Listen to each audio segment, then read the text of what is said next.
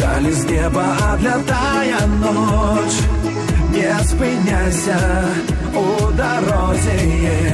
Калі свет тебе не чує больш, не здавайся, ти все зможеш, бо ти не один, ми супраць іх. Будь побач іх, каб нам перамагчы. У той дзень, калі няма надзей, я знайду яе. Чтоб не зубразная во мне, я ведал и раней, что мы герои разом с тобою. У самых частей няма разломных стен. Мы тыя, хто верить и крочить наперед, и верой наших лёс, и самоволить час. Что мы не русские со знаком качества, как кажет постоянно про нас Лукашенко. Мы отметная нация, яка має свою великую культуру, великую историю, великую мову.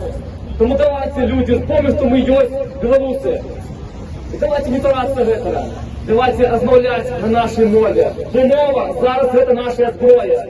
Зброя, яка так само допоможе нам забити нашу державу на спину свободної диктатури, свободної від Лукашенки, це разум вольний.